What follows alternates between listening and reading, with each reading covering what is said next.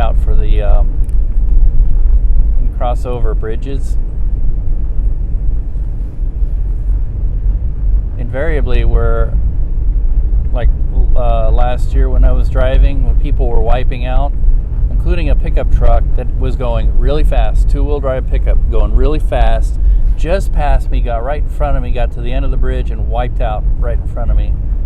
And I'm thinking, great, asshole, you almost took me out too.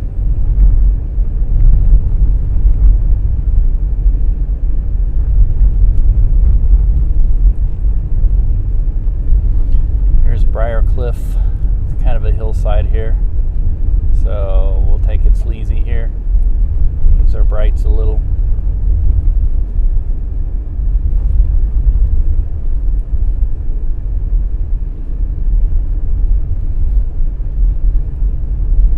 Matter of fact, speaking of which, I think it was right here, maybe. Or no, it was a bridge. It was at the end of a bridge. I don't think it was here. Or the truck nearly took me out because he had to go faster than everybody else. You know, pickup trucks, it was right here. Yeah, it was right in here. Pickup trucks are the worst to drive, especially two-wheel drive, but even the four-wheel drive ones. A lot of people just kind of forget to put them in four-wheel drive, and they think they're driving the safest vehicle on the road when actually they're driving the worst, because there's no weight in the rear. A lot of people try and fix that by shoveling the snow and putting it in the back of their truck. It's still sketchy. You got to take it really easy in a pickup truck or any rear-wheel drive vehicle, because there isn't any traction in the back. All-wheel drive is the best. And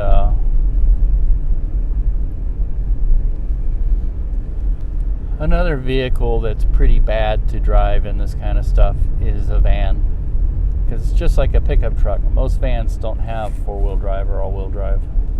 All right, let's see if we can get over a little bit.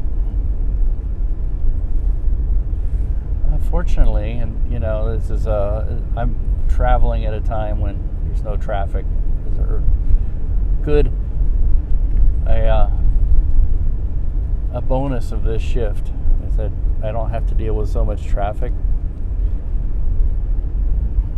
But a bad thing is when you're trying to negotiate these, and it's good that I can take up all the lanes if I need to, but there aren't any cars that I'm having to deal with. I said that, and here comes a car creeping up on my back end, but he's taking it sleazy too, and he's keeping himself back.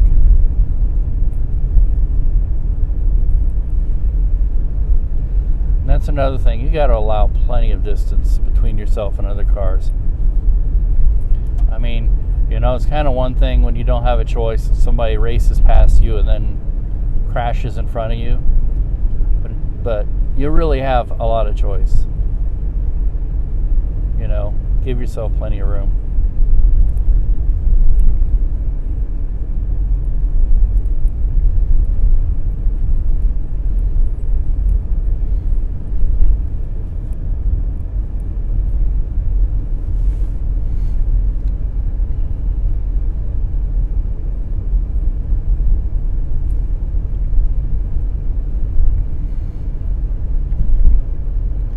I think this is one of the most beautiful views of the city from a highway.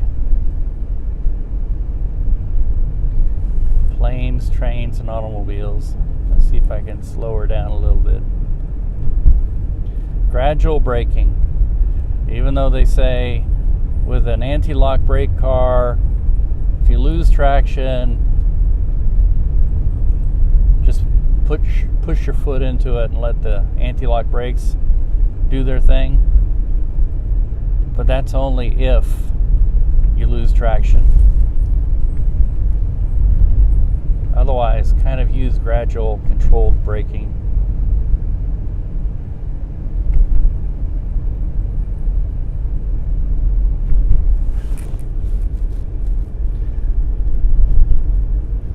The name of of the game is drive like grandpa.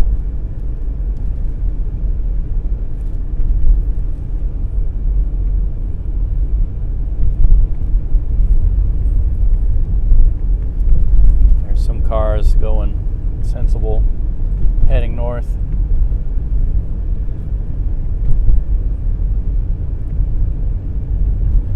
Another kind of car that I am amused at seeing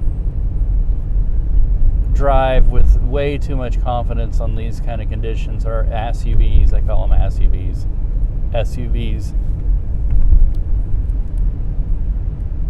And what's scary to me is a lot of times I see the car being driven crazily, like it's the middle of a summer day with a mother and a bunch of children in the back, and half the time the mother's yakety-yakketing on the cell phone. Again, if your car has selectable four-wheel drive and you're driving like that and you forget to put it in four-wheel drive, you're driving in one of the most unsafe vehicles on the road. You're driving a rear-wheel drive station wagon, essentially, which has a high center of gravity, which in many ways makes it worse. That high center of gravity is designed to get you over obstacles when you use that SUV in a four-wheel drive setting, like going off-road, which most SUVs never see off-road.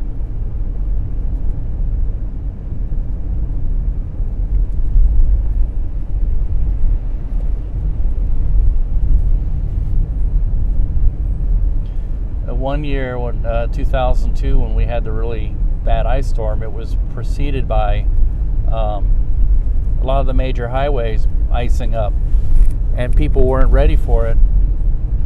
And I was still editing at Channel 4 at that time, and they were like, yeah, go outside and get some footage, we'll give you overtime. So I grabbed gear in a car, Chevy Blazer, put it in four-wheel drive and headed down I-35, and I saw no end of SUVs on their sides and roofs. And pretty much they were all the same SUV. It was funny. They were all Blazers, Chevy Blazers. And it was like, I don't know. Chevy Blazers apparently not a very safe car, but they were a very popular brand of SUV at the time, and they were the kind that had the four-wheel drive you actually had to select, and I'm sure a lot of people did, and they hit those slick spots and lost control. I ended up that night finding a place where cars were spinning out, got off the road, I got into a safe vantage point with the camera and caught the mayhem on camera. It was amazing. They were showing it over and over and over again the next day. It was crazy. And the video was pretty spectacular and scary looking.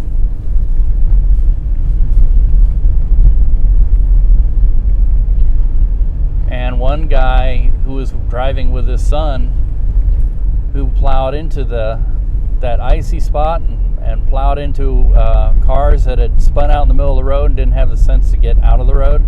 It was like a woman who spun out, and she was in the middle of the highway, and she just sat there. She didn't do anything. She didn't try to move it or anything. She just sat there. And then the next guy came along with his son and plowed right into her, ended up ripping the front end off his car and into the ditch in front of me. And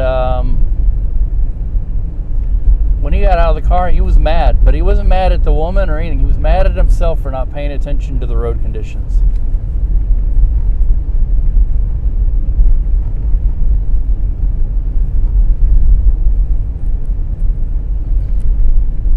It was a two-wheel drive car. I think it was like a Pontiac Grand Am front-wheel drive car.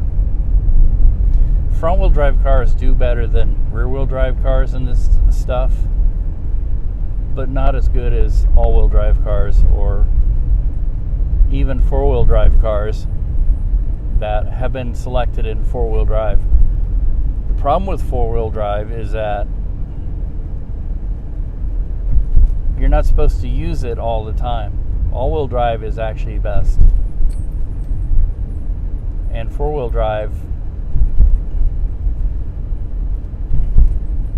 will get you through, but I wouldn't go 80,000 miles an hour. It's probably best to, if you're in four-wheel drive, not to go above 50 miles an hour.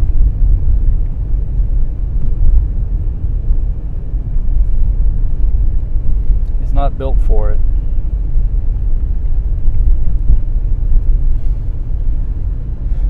Crossing over the Missouri River. And I tell you, this kind of stuff is really stressful. With all my jackets on, I'm getting warm. Thankfully, this car behind me has stayed back. It's kind of watching me, see what I do. Looks like he might be front-wheel drive. And he's taking it real slow and easy. Ooh, this is kind of slick on the end here.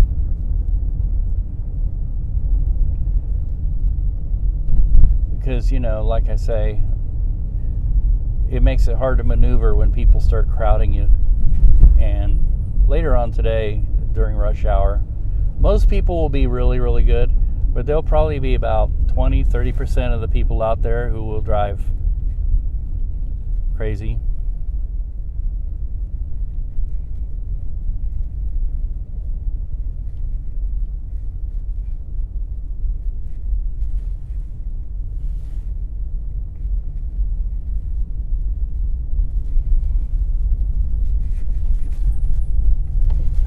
Another thing, do not use cruise control.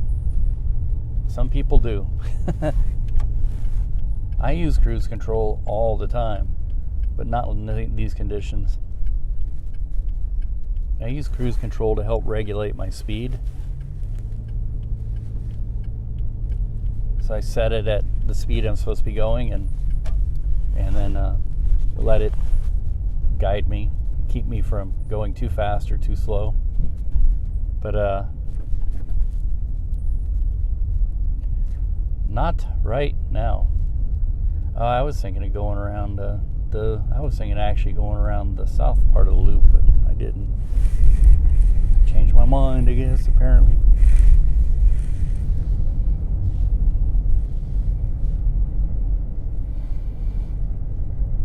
I haven't seen.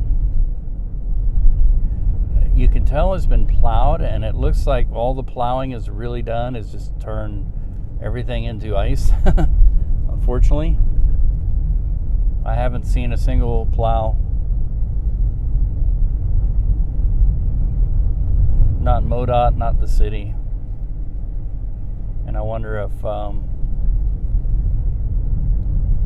the conditions are such that they can't do much. They can just kind of clear the streets and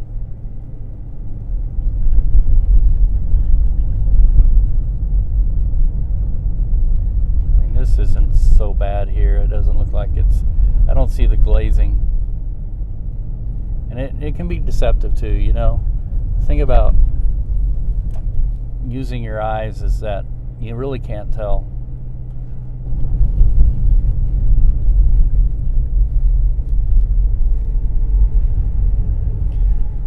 Another thing that makes